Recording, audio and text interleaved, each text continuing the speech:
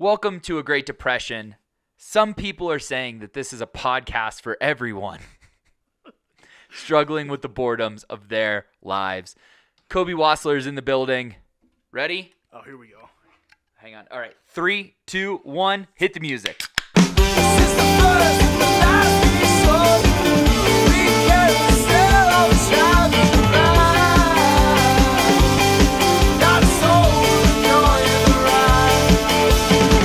That absolutely exploded all over your mic sock. Yeah. Some are saying that's how they filmed the intro to Believe by Camp. A little plug for you. Some people will say that that's how we open 2 Beers Deep every single fucking week, you pigeon. Some are saying I need to tune into 2 Beers Deep. Some are saying you're not a very good friend. That's what. Some are saying you're welcome for the shameless plug of your other show. It's the same network. What do you mean shameless plug? Oh, some are saying I can't afford Thoughts from the Bench Network. I don't have cable. Thoughts from the Bench Network. Wait, I mean, like, we did have a Twitch, so, like, subscriptions and stuff, I guess, technically, but, like, for the most part, we're 100%, no, I would say all of the part, we're 100% fucking free. So, some people are saying, who is Cobe Wastler? A master of none. And a jack of everything. Jack off. Exactly. Yeah, everything. Pretty much jag off. It's a Berg thing, Cobe. It's a Berg thing? It's a Berg thing, yeah. We are drinking banquets today. Why did you pick banquets as the drink? Oh, because it's not a party. It's a banquet. Tagline. Can you put that mic in your fucking mouth? Oh, yeah. Thank you. Here, let me just get closer here. Yeah, that would be better. Let me get intimate with it. That's way better. Okay, perfect. Good. All right. You said you had like a list of questions you were going to ask me. Oh, yeah. Or did you forget all of them? I mean, I had a few. I was very curious of your review of Hardy's album. Like my actual opinion on it? Yeah, like I read the review, but I was curious, like, what you thought of his music and if, like, that transition works at all for an artist trying to go country to rock. Like, is it one of the easier transitions, you think? Well, it's my album. I wrote it. Can you sue Hardy for image likeness? People are asking questions. And I could tell you that I looked like that in 2019. Like, actively on the internet was looking like that with, like, the curly mustache. That's, like, when A Great Depression, or 2020, when A Great Depression started. So, I will say, I've never seen you and Hardy in the same room. True that.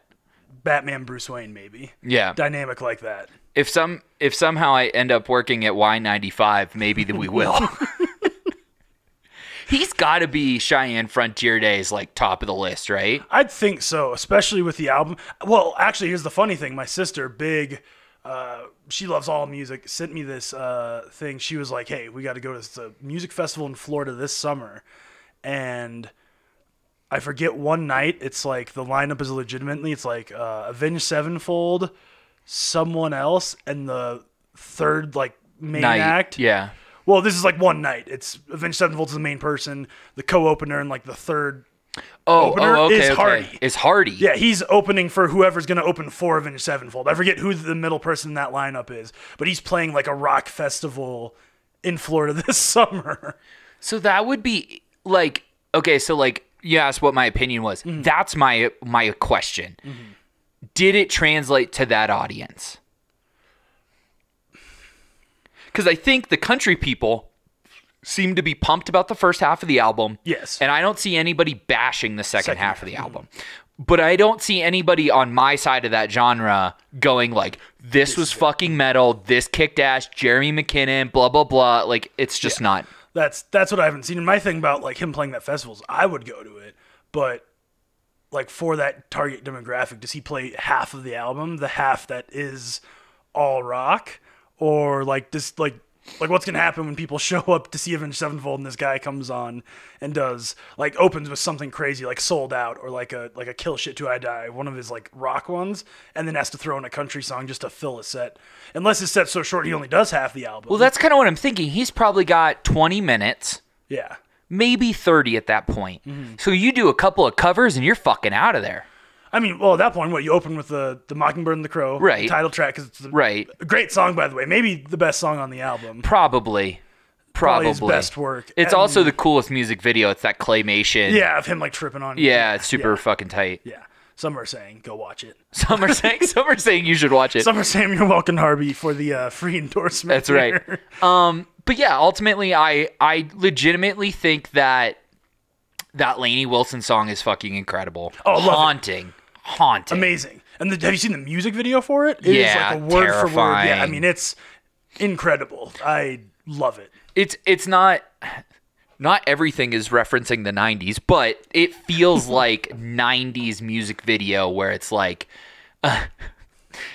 stay with me. Okay. This is going to be bad. But Sheryl Crow and Kid Rock picture, it's like the same, you know what I mean? Where like, that's kind of Kid Rock's first dipping his toe into the water of country. He's with like a famous, hot, country singer. They do their ballad. The music video is fucking awesome. Like, yeah. Oh, yeah. Well, I mean, it's interesting how, like, obviously that wasn't her rise to fame wasn't through that song, but that song lined up very closely with her, like, taking off now. Well, that and the Yellowstone appearance for her kind of launched her. Well, what set her on her way was a picture of her from behind playing on stage. I'm a gentleman. I wasn't going to bring that up. I mean, fuck it. It doesn't matter how you get noticed. It's true. keeping their attention. And what's so cool about it is that, yeah, she got noticed for her ass, but then she kept everyone's attention. Well, I she guess, just wasn't like a hot chick, and then like that was it. Yeah, something's got to get you through the door. Right. Lady's got pipes. Yes, she does. She can sing. She can sing. And she does a lot. I mean, I think her part in the Wait in the Truck is awesome. And that, like, when they're doing that harmony thing, and they're both kind of singing, and like, their Lord have performance on mercy. Jimmy Fallon was fucking kick-ass too. Like, oh yeah, that song will be the song that he's remembered for from this album. I liked I woke up on the wrong side of the truck bed. That was cute. Yeah. That was fun. And then the beer song that like is the second track. Yeah. Those were all great. And then from that, like, then when we get into the heavy metal side, like the song with Jeremy McKinnon is obviously fucking kick ass. And I think that there's something there when he sings, right? And he's just singing and it's just a heavier sound, but he still sings like himself. And then you let somebody else do the screaming, because his screaming is not like, it's odd that he's opening for Avenged Sevenfold, but like Avenged Sevenfold, like literally, oh shit. How did his M Shadows, thank you, Josh, blew out his fucking vocal cords, and that's why they had to change their sound. Like, this isn't something to fuck around with. No. Like, you really have to, like, and even A Day to Remember, who's Jeremy McKinnon's lead singer of A Day to Remember, in case you didn't know. And even A Day to Remember had to change their sound dramatically because he just could not keep doing that gravel, like, rah, rah, rah, like kind of sound. And that ultimately comes with everybody that embraces that. It's called post-hardcore genre. Post-hardcore, right. Okay, that's the proper term. But like anybody that embraces that post-hardcore genre or like a screamo sound eventually have to go lighter because of that. So if he just stays light and I think I told you, I was like, it's Nickelback. Oh, 100%. It's very Nickelback-ish, Nickelback-esque, inspired, whatever verbiage you want to use there. And I don't think there's anything wrong with that. Like, Nickelback, when they were at the top, they were the kings. They were the dogs. They were at the top. Right? Like, Rockstar is still a fucking bop. Burn it down. Like, I mean, they have so many badass, like, I call it Canadian country or Canadian rock songs that, like, kick so much ass. And, like, there's a market for that. And, like, fucking, so you play fucking Calgary every fucking year, sold out at the Stampede. Like, fuck yeah, that's a life. Especially for a guy that never had any intentions of being a star anyway, right? He just wrote songs. Just wanted to, yeah. I mean, I wonder if Nickelback ever, like when they started, I wonder what their goal was. I wonder if they thought they could be as get laid. Literally, they've said it. Yeah, they've said it? All right. Yeah. They very much feel like, maybe that's why they get hazed. They feel like a band that never, like, wanted to be famous. Like, when their shit blew up, they're like, I guess we'll just keep doing exactly what we're doing. Right. But now, for you as a fan of both, like more of a fan of the rock than the country. Yes. Having Jeremy McKinnon, right? On a song, obviously, like for the screamo reasons or the screaming part of it, like I don't think Hardy possesses that. I agree with you. But do you think that was also his way to like try to get people more on your side of the coin? Like, that was 100% the right fucking move too. Well, and obviously McKinnon wouldn't have done it without like thinking Hardy was legit. So I think I don't know. I think he produced that song. And I know that like Jeremy McKinnon and Chad Gilbert from Newfound Glory kind of have their own, like, it's not a label per se. It's a studio where a lot of those type of bands go to produce their albums now. So I think it's kind of like, hey man, like if you were going to write a fucking country album, you would go to him, right? Like you would probably go to Hardy as like somebody that's like a subject matter expert. Yeah. Well, and that's what people don't realize about Hardy is like he sings great, but he was a songwriter first. Right. He's written like the number of like singles he has that have gone off the charts for the people is ridiculous. Like he's a writer at heart. Right. And he just happened to be like, I'll try the singing thing. It's worked out really well. Well, Morgan Wallen, right, was the one that made him do it. Yeah. Yeah, Morgan Wallen got him into it, and then like Blake Shelton, God's Country, that was him. Like that's the best example of like he wrote that and he performs a lot on his own live sets. But yeah, Morgan Wallen was the one that got him into it. I think too. This is a jump to conclusion, but a lot of people who like Avenged Sevenfold would probably like Hardy's country stuff because he reaches that beautiful demographic, or that reaches that beautiful demographic of like red-blooded Americans. I would agree with that. So, like, I think he's probably, like, going to do well. Now, the festival people, maybe not as much. Mm-hmm. Have you ever seen Avenged Sevenfold? Live, no. Oh. No, I've heard it's a show to die for. Well, I have not. So, I had saw them when the second album came out. Mm-hmm. It just come out. Was that Nightmare? And, like, top 10 live band of all time, in my opinion. Like, they know how to put on a fucking show. Yeah, I mean, I love Avenged Sevenfold. Hot take. You're the perfect demographic for that, because you're 24. So, 24. Yeah, literally. Oh, yeah, no, I mean, it, like in high school, so many people were, like, on that trail. And, like, me and my sister both, because will just turn 27. Okay. But both of us, like, fall so hard into kind of their demographic and just everything about them. And honestly, like, they're interesting because they're like rock, but they have some songs that are so, like the one dedicated to the Rev, like Nightmare. Stuff like that. Nightmare. Is that the one? That's the one. The second album is the self-titled Avenged Sevenfold with the white disc cover with just the bat on it. Yes. Alrighty. But like they like do some of that slower stuff, and they have batshit songs. Like my personal favorite, "Little Piece of Heaven," is an absolute banger. It's just 7 minutes of the most absurd shit you've ever heard. So, hang on, I'm gonna just adjust this audio. Woo. Okay, good. Okay, so a little bit about me. I've been doing the video shit for a long time now, and we had video classes in high school, and I was like the advanced video whatever. And our final project, we could do a documentary, we could do a film, we could do whatever. And I did an entire film that was like some mix between like Boondock Saints and The Departed, called Avenged Sevenfold. And the entire soundtrack was set to Avenged Sevenfold, and like the plot kind of like followed the stories of the songs. I kid you not. This is a real thing. I will send it to you. I need to see this. It's incredible. Even like this. I got it back from my my high school teacher, who's a dear friend, Mr. Robbins, a while ago, and like I watched it and I was like, this didn't suck.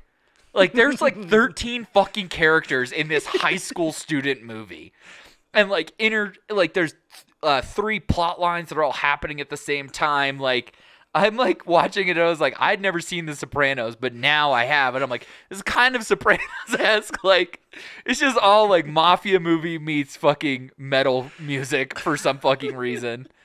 There's a toaster that shoots deadly bagels. It's fucking great. Dead bagels? There's an incredible acting performance from my brother at one point. Like, it's quite good. And then later in college, Jeremiah, who also studied film, did a interpretive music video to Little Piece of Heaven. So literally, like, you checked all the else-ass boxes in that one, like, sweeping comment. Oh, man. Did you put Little Piece of Heaven? Did you sneak that? It wasn't out yet. Oh, you're right. It wouldn't have been. So I graduated in 2008. So the self-titled had just come out. And what's really wild about Avenged Sevenfold for me is that they were like a nobody fucking band. And Sounding of the Seventh Trumpet is like the first album or the EP or whatever, and has still two of my favorite fucking songs on it. Unholy Confessions and Chapter 4 are like these are the great fucking songs that Avenged Sevenfold ever wrote. But then they released, we would have been sophomores when they released City of Evil. And like, I remember like, cause the hockey team, the roller hockey team to be specific, Doug Green, shout out Doug Green, loved Sounding of the Seventh Trumpet and would always play like Unholy Confessions. And then like I see on MTV2, it's like, I just hear that, he really makes a mess out of himself. And I look and there's fucking M Shadows on my TV. And then Backcountry is like all over MTV for like 3 years. And I was just like, what the actual fuck? And like that album was so fucking good. My friends and I were just like, push all the fucking chips in. We are diehard Avenged Sevenfold fans. We are Avenged Sevenfold now. It was them and Coheed and Cambria that made my entire group of friends admit that classic rock was no longer the greatest genre. Wow. Like literally all through junior high school, we were like, nothing but the hits. Journey, Boston, Zeppelin, Floyd. Don't fucking think about anything else. And then like, Welcome Home, like I'm burning Apollo Star 4 from Coheed and Cambria and City of Evil. And it was like, oh wait, we kind of like this stuff. And then like right on the heel, like I might have been before, I think it was before, was Three Cheers for Sweet Revenge, My Chemical Romance. And secretly, I liked that one, and I just didn't tell my friends. I was just like, I really like My Chemical Romance. Closeted NCR fan. 100%. And then when they hit, you came out, you're like, I already liked them. Yeah, I was like, fuckers, fuck you. Fuck the Black Parade. They sold out. Fuck your marching band. Oh. I've been crying in my fucking closet for years. Yeah, so like it was kind of like my mom was like alive and like aware of like the Zeppelin boom, right? My uncle used to follow the Grateful Dead around and shit. I was alive for the fucking Avenged Sevenfold, My Chem, and Coheed boom. Wow, I mean it's crazy how like your story of how it all went down, because like I was raised very much on like classics / country, just because like that's what my parents listened to, right? Strictly. So like getting to high school, like the first time I heard Avenged Sevenfold, it almost felt like that TV show that your parents don't want you to watch but you watch anyway, you know, like the South Park 9 o'clock, exactly. You know, you have like Sports Center on, so you can like hit previous for a little. Yeah, I mean it was like crazy. And then at that point, like some of their best shit was already like released. And then it was like a full-fledged, I think that was like one of my first forays into being like, there's more than country music. Sure. And like what you hear on the radio, you know. Well, in that era of them too would have been so much easier to consume and a little less scary to parents. Oh yeah. Yeah, well my parents liked their sound. Like it was just a thing like they'd never heard them because they were both raised on the very similar music. Sure. With a couple of parting tastes, but neither one of them was like into that scene at all, so.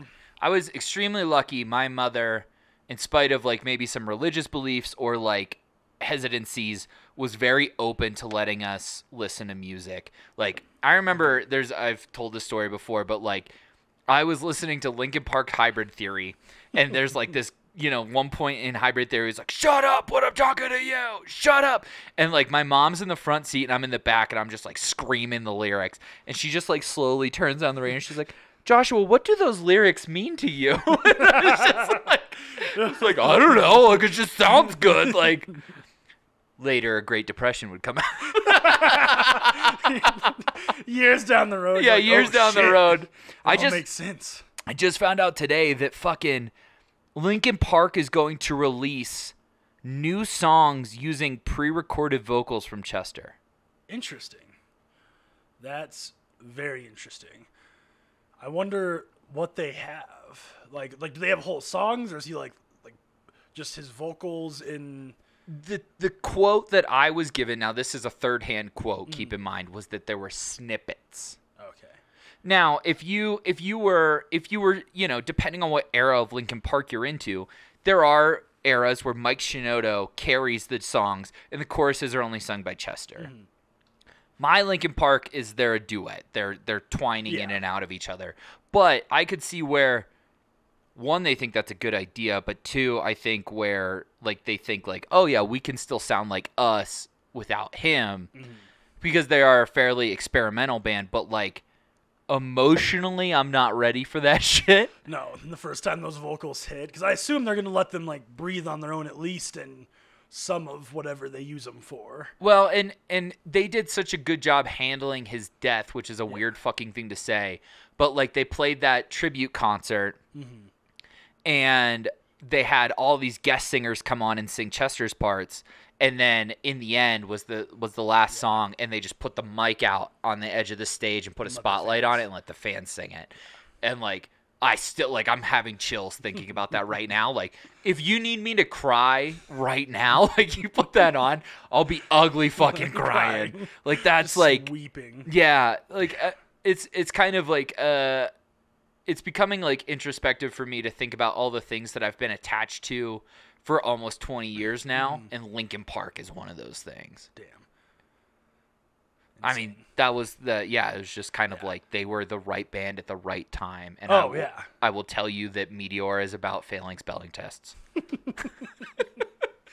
See, and I'm kind of lucky. I haven't had that happen to me with an artist yet. I feel like it'll happen soon enough, but I haven't really had to experience. And it's crazy how people can get attached to artists like that. Yeah. My mom, huge Prince fan. I think this is the first time I ever witnessed this. Is when Prince died, she cried. It was heartbreaking for her. Right. That was the first time I was oh shit, because music's everything, but I had never had a relationship like that with an artist, because all the artists I like are still doing well. Yes. Thankfully, but it's crazy how you can have that relationship, and how almost intimate and personal it can get with a certain band if you listen to them enough. When Garth Brooks dies, this country's gonna shut down for a week. Oh, I'll shut down for a week. That's where my head went immediately.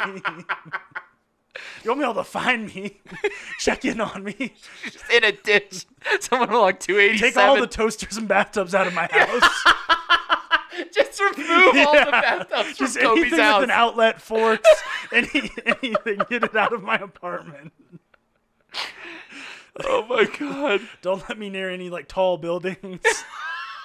Get me the little shoes. Luckily in Wyoming, the only tall building is 8 stories. I don't think it'll kill you. I don't think so. I'll just land on my feet. Yeah.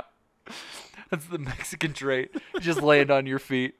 That's one. That's one. I gave myself 3. You gave yourself 3 I said Mexican I could make jokes? 3 Mexican jokes. How many do I get? As many as you want. You're Mexican. I'm glad you're not going to white privilege my jokes. Yeah, absolutely not. I mean, to give point of reference, Kobe continually will make jokes about his race to the point where I had to control myself around one of my interns because I was afraid and worried that I was going to offend him because he was also Mexican, and I was just so used to ripping on you. Making jokes about crossing the Rio Grande. Yeah, it's just it was so bad. Kobe will openly tell people that he had a 4th sibling. Yeah. It didn't make sibling that died in the river crossing. I've convinced people of that. If you say it without laughing, people believe you. It's so fucking funny. It's so wrong. It is so funny. Terrible. It's so fucking It's a bad person thing to do. It is a bad person thing to do. Okay, before you get to your next question. Oh snap! He's pulling something out. Manly. Some people are saying it's manly to drink beer and most stuffed Oreos. Have you had one of these yet? A most stuffed Oreo? Yes. Okay, so these motherfuckers are pretty fucking intense. What in the world? Yeah. I mean, is this appetizing you to have this much stuff in your Oreo? Okay, so the reason I want you to eat it is because I have a story attached to this that I know that you will find fascinating. Okay. Okay, so go ahead and try I it. thought I can eat it in one bite. Oh my god, you fucking. I'm savage. Is that good audio for you people listening to the podcast and not watching the YouTube? I'm really sorry. Okay. Wow, that's a lot. No. When the Mandela effect happened, that's what double stuffed Oreos were. Really, that's where they were when. Interesting. And so they brought double stuff down? Yeah, so what you eat now is double stuffed was original Oreo. And what is now original Oreo is technically like a thin, and then a thin Oreo is just a slap in the fucking face. Well, the thin is just a fucking cracker. Right. Yeah. And so when they brought this out, that's what a double stuffed Oreo was. Really? It was that stacked. Also, double stuffed Oreos, the original packages had 2 F's on it. Double stuffed. Yeah, exactly. Okay. And it's not stuffed, it's just stuff. Double stuff Oreos. Right. Oh, we lost an F and an ED somewhere in the Mandela effect and a lot of fucking filling. That's wild. Which is insane because, like, I imagine comparing all those prices. Like, what? It's probably more for these than the. Oh yeah, stuff? and there's less of them in there. Oh well, yeah, obviously. Yeah. Do you like that? Whereas, like, original, like when I was a kid, double stuffed Oreos were like a regular size package of Oreos, but they were that fucking filling. That's crazy. Even down to like how the filling is like checkered and like speckled. Yeah. Is the word I'm looking for. Yeah. That was what original double stuffed Oreos looked like. Really? Okay, because now it's like the pure white snow filling. Right. Very interesting. Yes. So the Mandela effect took away with the Bearstein Bears. Mandela's not actually dead somehow, and then fucking Oreos. That middle one, Mandela's not dead, just threw me. I did not know that. Like, gun to your head, you would have thought he was dead, right? Yeah, I just assumed. He died in prison. Yeah. He did not. Good for him. No. That's where the split in the universe has happened, Kobe. Fucking keep your head together. So there's a multiverse where this is still the double stuff. Yes, and the Bearstein Bears has an E instead of an A in it. Interesting. And then thins are like not a slap in the face. So, well, thins don't exist. I guess at that point, yeah. Probably not, right? It's probably like it's the original Oreo, which is what we now consider double stuffed, and then I bet in that universe they never had to come out with wild like the cheesecake whatever key lime pie Oreos to compensate. Do you have a favorite alternate Oreo? Oh my god, there's so many. Carrot cake's not bad. The pumpkin ones that come out in fall season, those not are good. terrible. Those are good. I feel like Oreos with mint are just a sad cry to be a thin mint. Okay. So, That's okay. You know, so I don't really put stock in those shit. I mean, the red velvet ones are good. You can't eat a lot of them. At least not me. They're rich. They are rich. Do you have one? I have 2. Okay. Peanut butter pie. Solid. Kicks ass. Very solid. And then our Anastasia and mine's favorite, and when we were heavy in the powerlifting scene, that was our pre-workout. Yeah. Was 2 birthday cake Oreos. Love that. For you uninformed listeners, Anastasia's his wife, by the way. Some are saying. Want to Most make it inclusive. Most no. Some are saying. Some are saying. Some I mean, are there's informing. literally a picture of the 2 of us behind your right shoulder. I had to think about what shoulder was my right shoulder. There was way too much hesitation there. Oh, fucking shit, Kobe. I knew this was going to be an easy podcast for me. Mandela effect. I thought that was my right.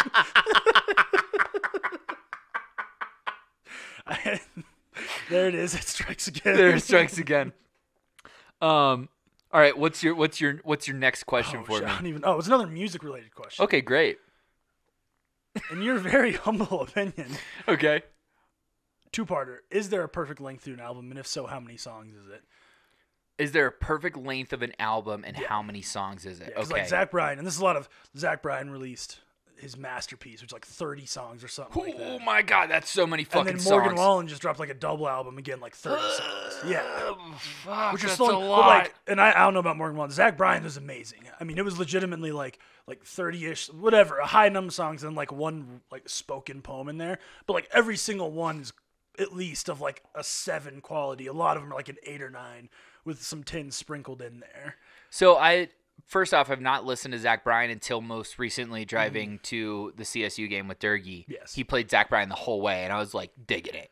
Yeah, and you probably never heard a repeat song because Homeboy had a 30-song album. Well, he played live from Red Rocks.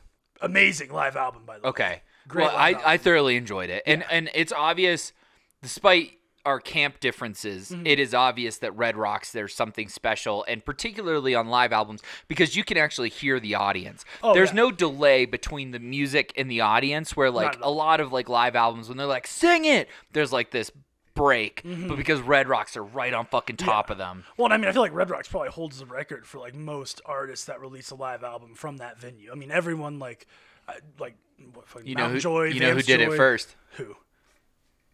The Grateful Dead, baby. I mean, acoustics are just so amazing. We go on a Red Rocks rant at a later time, but amazing venue. But I mean, yeah, it sounds great. Okay, so perfect amount. Yes. Uno momento, because I need to look. What is your opinion on that? I feel like there isn't a correct number. I feel like if you can said what you want to say and do it in your way, then I don't think there's necessarily like a perfect spot. I feel like what the average is probably like a 12, like a 10 to 12. I haven't seen many albums shorter than that, and I feel like albums when you get shorter, like an 8, you're really pushing it. Like you got to have like all bangers at that point. But I don't think there's necessarily a completely right number. Okay, so the reason I had to count and pull those albums out, which if you were listening, you didn't see that. I had to pull out because you really start to examine what you're talking about when you listen to records. Yeah. Because like Swimming to me is one of the most perfect records ever created by Mac Miller. Right. But I have to get up to flip that record so many fucking times because there's 4 of them. Yeah. And so that sucks, right? So I would say one record with a front and a back is perfect, and that's 13 to 14 songs. 13 to 14 songs. That's interesting. See, I don't have records. I'm on a record player, so I would also say.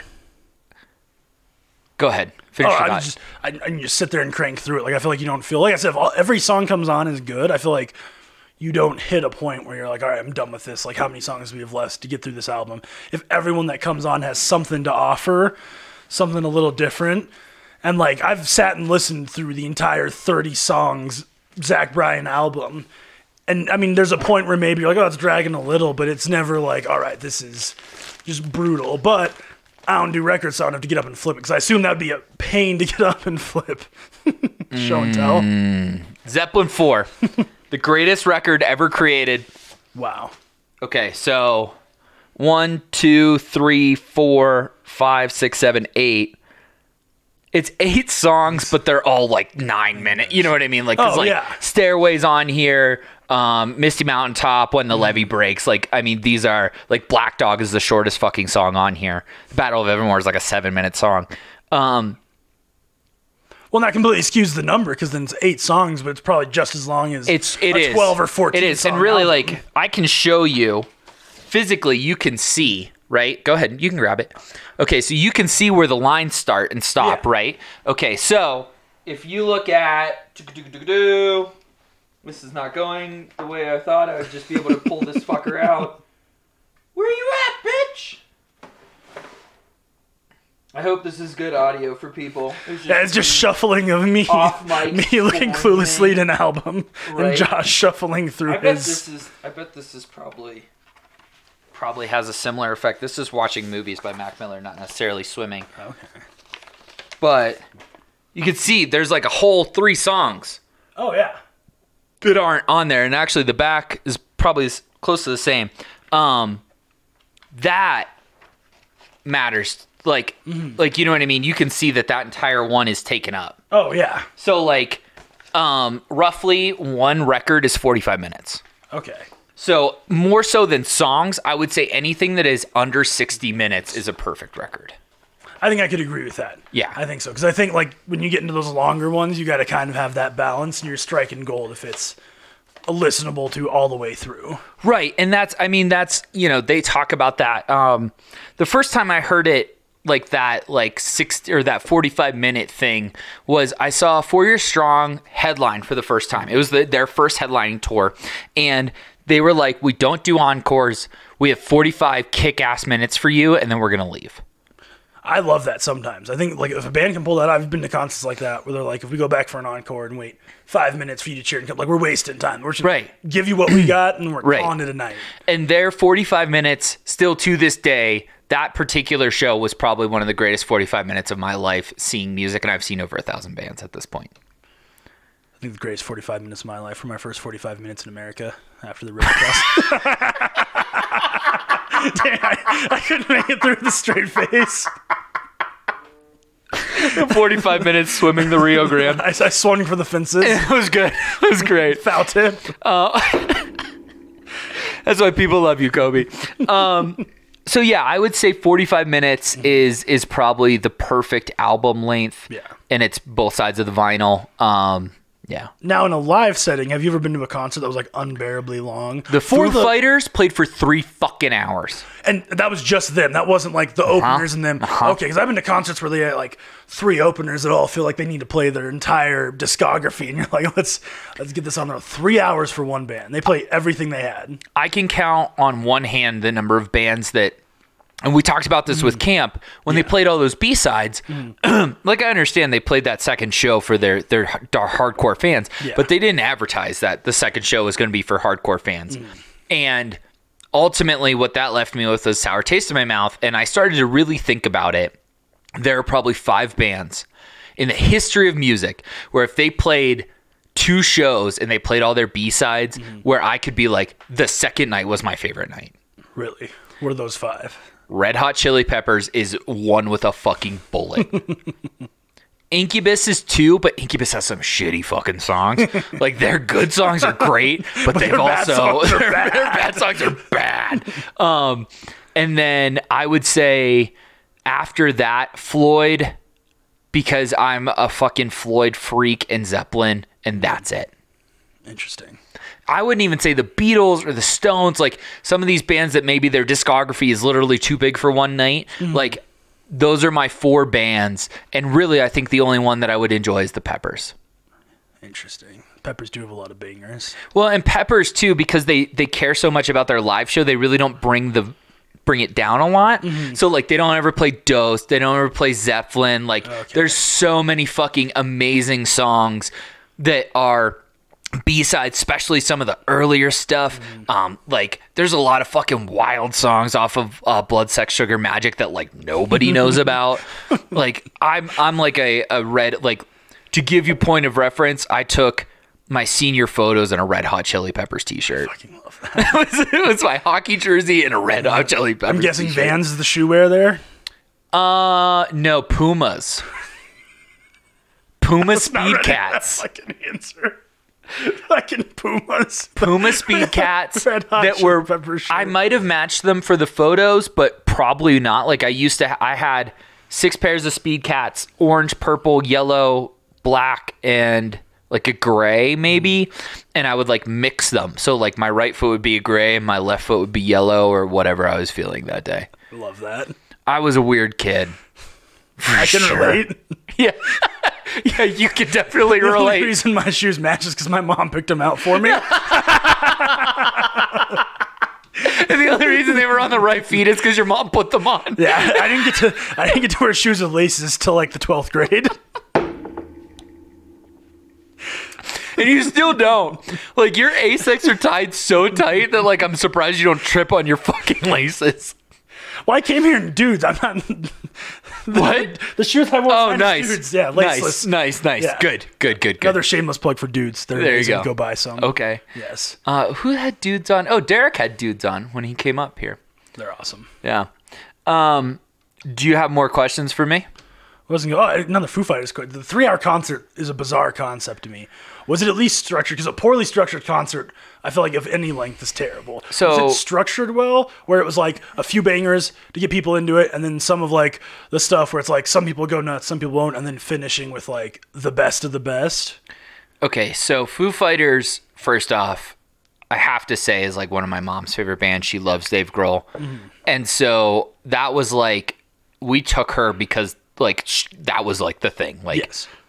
I think my brother and I bought her tickets for her birthday or something. Anyway, and it was the album that they were touring on was Something in Lights. It has the Long Road to Ruins or whatever.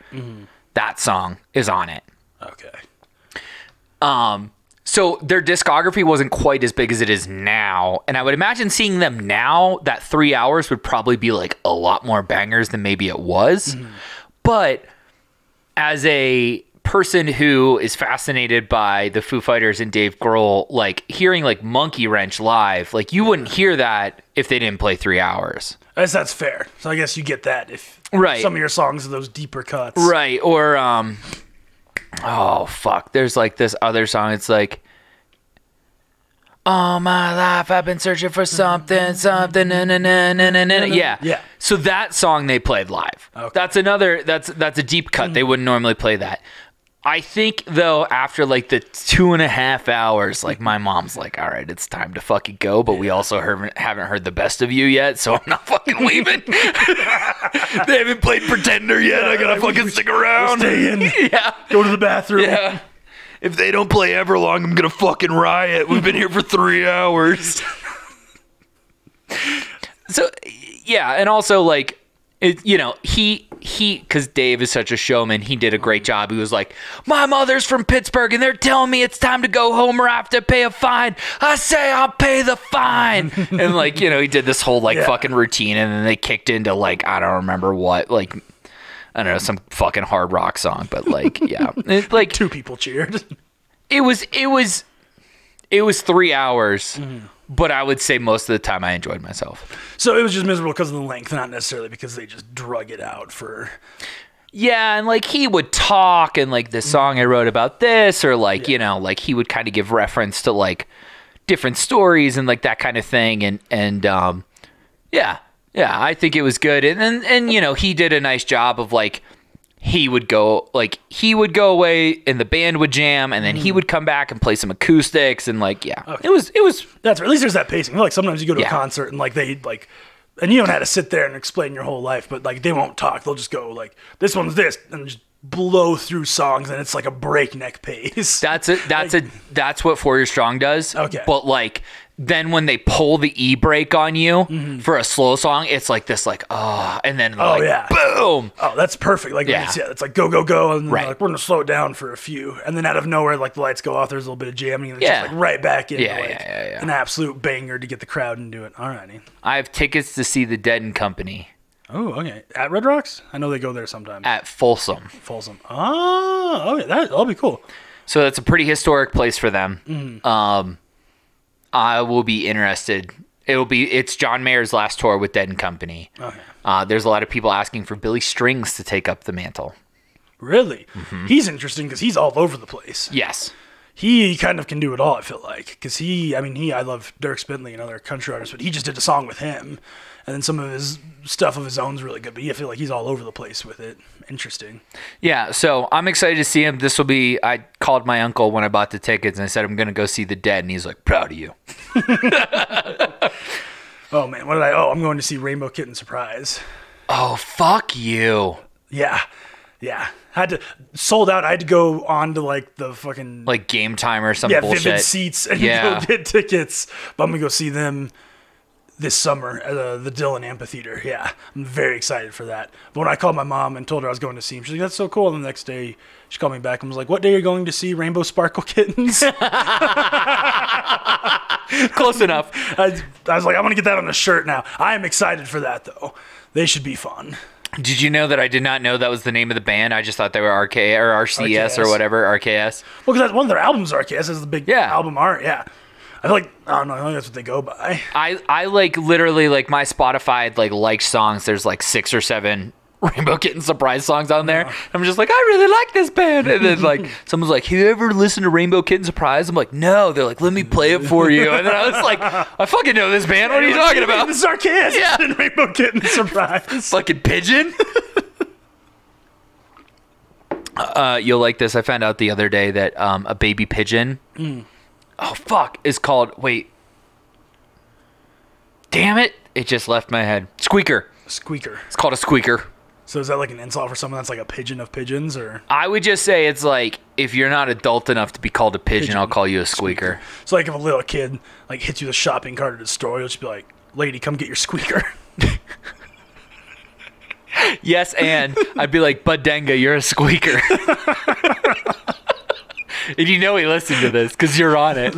I'll send it to him. Yeah, please do. It's just for him. Yeah, he doesn't like the otter on fucking Camp's new album, so like he could suck a dick. But I also love you, bud. Snowshoes and drink his shitty IPAs. Yeah. Bud, I love you, and you should come on this podcast because we have lots to talk about, like why you hate Ohio. Okay, do you have any other questions? You said you were going to interview me. I had like 2 questions prepared. Okay, good. I'm glad you're as prepared for this as you are anything else in your life. I did my homework, and you know, you opened by saying you interview you interview your friends. I'm gonna step on your toes. Well, but that was what you threatened to do. You were like, I'm gonna interview you. I feel like, oh wait, no, because you're a movie guy. I was gonna see thoughts on now that they're out, like the Oscar nominations, Best Picture. I didn't know if you'd see. I have not seen them yet. Hang on, let's pull them up. Because I think I've only seen I'm like curious. 2 on the list. 2023 Oscar Best Picture nominations, and I'm just like fucking fat fingering through this. Okay.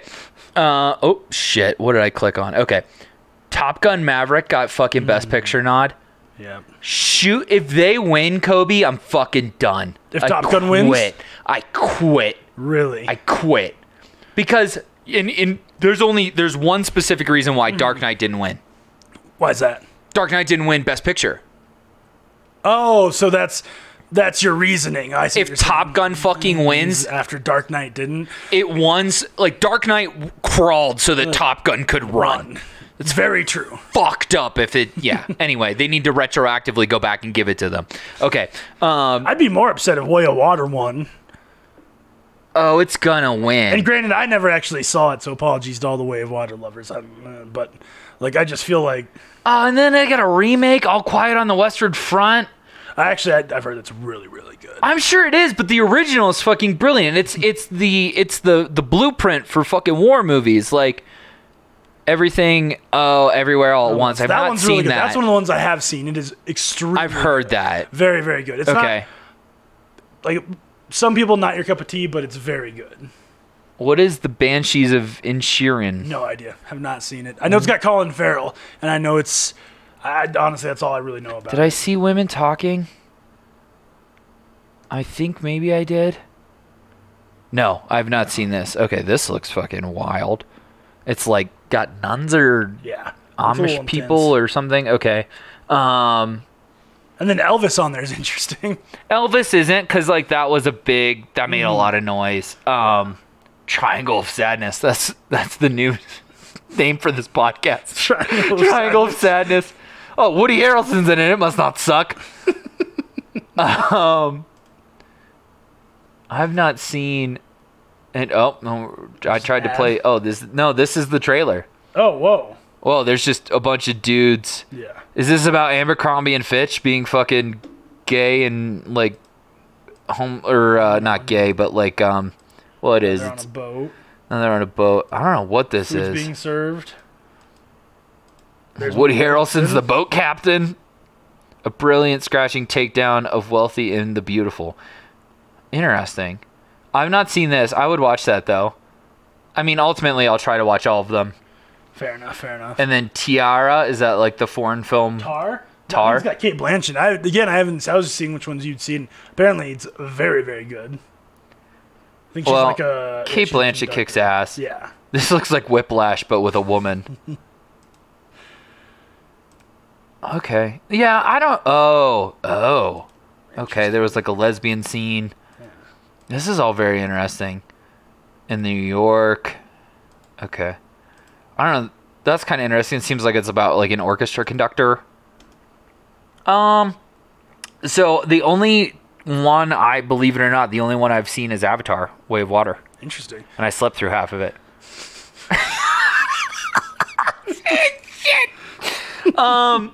Oscar nods suck, right? Like, ultimately. Yeah. I feel like they're getting a little better where things are getting a little mainstream. Yeah. Love, like, it's more likely you'll see some of those. I feel like 2010s-ish in that area, like, the ones that would win and most of the ones nominated, like, you'd never hear, like... Right. Like, I've never heard of these. Like, where'd these come from? Yeah, I think, ultimately... You and I have had this conversation a bunch that, like, I don't understand how the best picture doesn't go to the movie that makes the most fucking money. Yeah. Very interesting. That's the best picture. Yeah, the one that sells You the made the most money. Yeah. Who won the Grammy this year for Best Album? I honestly don't know. Harry fucking Styles. Oh, did he? He beat out Beyonce and fucking Taylor Swift. That's interesting. And Drake. I wonder if people are upset about that. I don't think so. I think everyone's in love with Harry Styles right now, even though he's a piece of shit who dumped Taylor Swift, and I'm on the Swift side because fuck yeah. Honestly, I didn't know, like, couldn't tell you what music Beyonce released. It was a quiet album. It was because there were no music videos, there was no promotion. It just came out. It just came out. Yeah. But it got love from someone, apparently. A lot of critics. She won a couple of Grammys. I think she won 2. Good for you. I had no idea she'd even had to completely miss the Grammy grind. So. Yeah. Yeah. Whatever. Yeah. So, Way of Water was okay. Everything Everywhere All at Once. Pretty good. Yeah. It's... wait, what? Everything Everywhere All at Once? Oh, okay. Yes. Said it really fast. Very yes, good. You did. Though. Very good. Okay. I've heard that, and that is on my watch list. Yeah, honestly, the best part about it is more so, and I think he already won a Golden Globe, the guy... I forget his name, but he plays like the husband, like a. Oh, okay. But he's the one he played Data and what's his name, Short Round in the Indiana Jones movies. He was a kid actor, and he was in the Goonies, Indiana Jones, and then left acting. And like this was his return. Like he'd completely gone like the Brendan Fraser route. A little bit, yeah, but even less movies than Brendan Fraser. You know what? Whale wasn't on there. Yeah, I heard a lot of interesting things about Whale. Oh, yeah? Yeah. Just like some people love it, some people hate it, some people are like, I see what it's going for, but it's not like as good as I want it to be. I haven't seen it. I was a little scared. I didn't know if I could handle it. It looks pretty heavy. I mean, I will tell you that the one movie that I put the most stock into that was the most disappointing and also the weirdest was Tusk. Oh, no. Because my boy, my legend, my hero, Kevin Smith... We're talking about Tusk. And it was bad. Oh, dude, no, Tusk is great. No, it's because bad. It's so bad. It is really outrageous. Bad. It really sucks because Red State was so fucking good. Mm-hmm. I thought like, oh yeah, Tusk will kick ass, and then I didn't even see... Spoilers for Tusk, but when you see him when you see the walrus, that image is imprinted into my mind. Yeah, it's terrifying. Cannot leave my mind. Also, I like how Sean Bean can't live through anything. Mm-hmm. Like, Justin Long always gets the dick end of the fucking story. Oh, yeah. Like, I don't know why he's like, why his agent's like, yeah, go for it. Like, Barbarian that came out, he was very much like a low-life D-bag in that. Oh, man. And so I'm like, why? I mean, I guess he's making money signing up for these roles. Great. It's all Dodgeball's fault, really. People are like, we like seeing Justin Long getting fucking abused.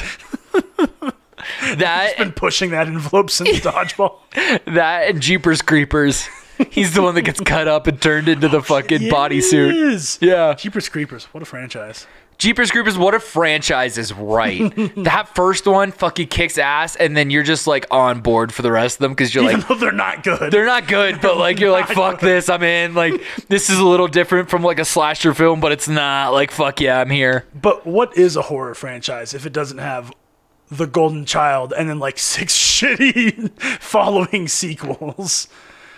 Saw's like a 50-50 split, I feel like. Yeah, that's what I mean though. You asked what is a... But I mean all of them have like... Scream doesn't have a lot of misses, that's true. Every Scream movie is good. It's just they're not all great. Yeah, because Saw, there's like 6 or 7 Saws? How many in the Saw universe? Well, now that the Samuel L. Jackson cop movie one came out, I don't know anymore. Yeah, like the Jigsaw. Yeah. I don't remember, but like 1 was like amazing. Yeah. And then I think like 2 was all right. And like from there, it's just hit or miss of like, this one's good, this one's bad. I will defend the Insidious series Interesting. as being like 3 very good thought out movies that kind of like tie into each other. Mm-hmm. That and Paranormal Activity. I'll defend Final Destination. You and my fucking wife will. She loves those movies. That first one's so weird. Dude, the first one's a bizarre concept, and then from there, I mean, what they did in I think it's 5. What they did in the 5th one was genius. How like is that the roller coaster? Roller coaster is 2 or 3. Okay. Roller coaster's 3 because 2 still has like a person from the original cast, I think, and then 4 is it 4 that has like the race car scene? That one's bad. But the 5th one, the last one they make, is the one that turns out at the very end it reveals it's a surprise prequel and it's a predecessor to the first one, and that was genius. I love that twist because it was so stupid, but it was awesome. That's what Paranormal Activity tried to do, and it fucking flopped. Yes. Yeah. Oh man, like that. Yeah. The final scene of 5. Spoiler alert. When they. Sorry, some are saying when they when they make it through like the Final Destination shenanigans and they get on the plane and then you realize it's the plane from the first one, mind blowing. Oh, that's tight. And it's a surprise, surprise prequel. Awesome. I love that actually. That's pretty great. All right, are you ready? I'm ready. I gotta find it. I buried it amongst my records so you couldn't see it. Show and tell. What is this? Some people are saying. Some people are saying. Who is Cobe Wastler? Oh, I'm not ready for these hot questions. Yeah, you're not. You're definitely not. Who is a master of none? I think I said that you nailed that. That's right. We'll go with that. Some people are saying Cobe Wastler isn't even a Mexican. He's Argentinian. That's a scandal. I'm not going to talk to that until I speak with my PR team. Okay. Some people are saying Wyoming isn't real.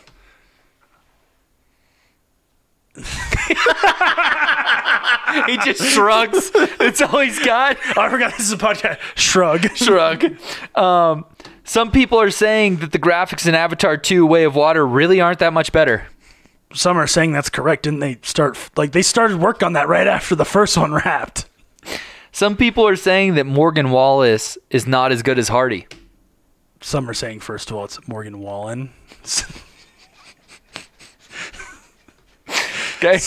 That's also interesting debate because Hardy never had to take a timeout. Hardy got to keep going. Okay. I think right now Hardy's probably better, but Morgan Wallen's releasing a double album, so. Some people are saying Hardy isn't even real. He's not from Wyoming, so he's got to be real. Some people are saying Logan Wilson isn't real. Okay. Some people are saying Pigs in a Blanket is the worst Super Bowl snack. The worst Super Bowl snack. Pigs in a Blanket. I got to think on this one. I gotta go through the Rolodex of Super Bowl snacks I've seen in my life. Okay. The top 3 are chips and dip. Yeah, chips and dip, and I feel like that encompasses everything. Like that's like a buffalo chicken dip, spinach artichoke dip, whatever it is. Right. I feel like if we're doing a top 3, this is gonna be tough. I feel like the little smoky weenies got to be on there. Oh, just like the weenies on their own. Yeah, the weenies. Yeah, and the barbecue sauce and the crock pot that's like 100 years old. Always is. But Pigs in the Blanket the worst? No. Pigs in a Blanket. I've never seen Pigs in a Blanket at a Super Bowl party, though. I don't know if that's maybe because most Super Bowl parties are done by guys and that's way too much work. That could be. That could be. The number one snack is the pre-made platter from Safeway. Exactly. Okay. Some people are saying that the Kansas City Chiefs will be Super Bowl champions.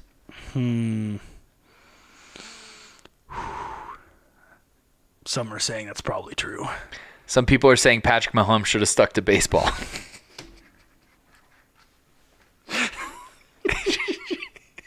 Some are saying if it was between Kyler and Patrick of who should have stuck to baseball, I wouldn't choose Patrick. Okay. That's fine. Some people are saying Midnight's is T Swift's best work to date. Some are saying don't judge Kobe for never listening to Midnight's all the way through.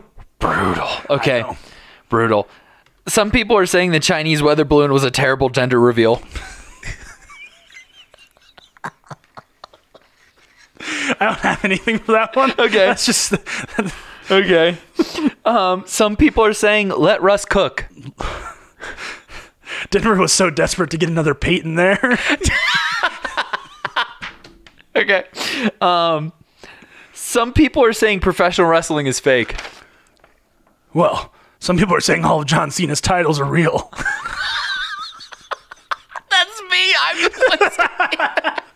It's a very niche audience of the two people. Doesn't matter that it was just him and fucking Randy Orton trading them back and forth. It didn't matter. Back and forth. Didn't matter. Some people are saying doo-doo isn't even that funny of a word. I think it's funnier when you don't mean to do it. Like, Yeah. Okay.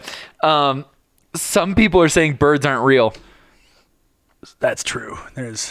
That's true. Okay, no. Like, pigeons aren't real. For sure. Like the city birds. Flamingos Well, I mean, are real. you exist. The government could never... Well, that's offensive. But the government could never craft a flamingo.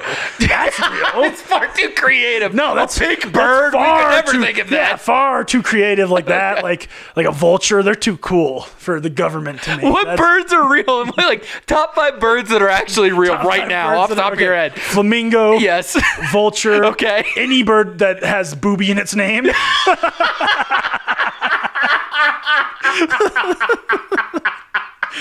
I don't even.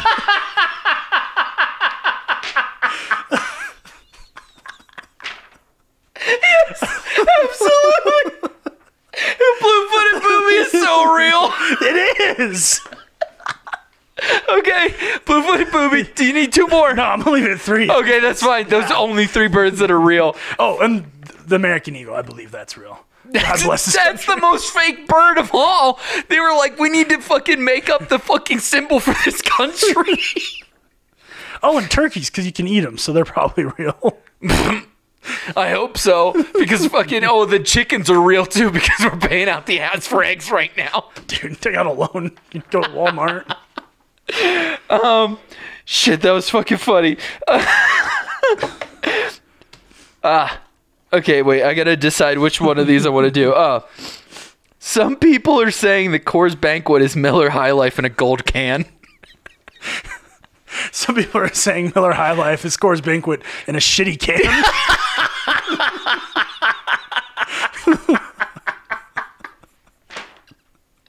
Tyler Willenberg is like nodding his head furiously. Between that and the birds, he's just like losing his fucking mind. Okay, okay, wait, okay, so I've got, I wrote all these out today. I was so proud of myself. Okay, some people are saying that you can't kickflip. I can't. You can't.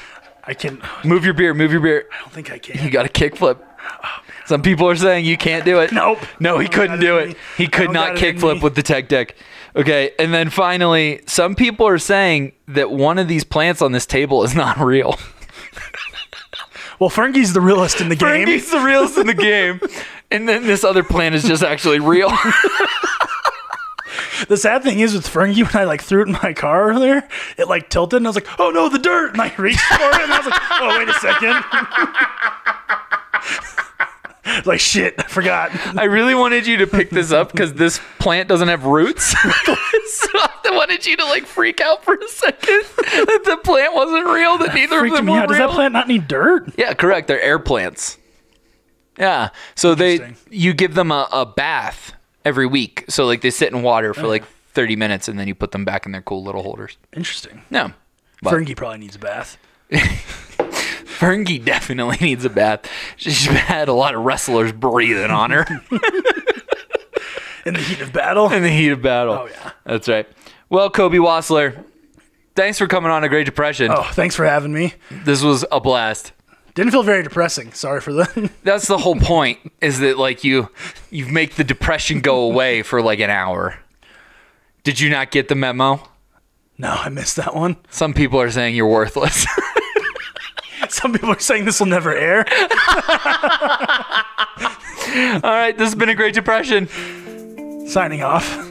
Say goodnight, Cobe. Good night, Kobe.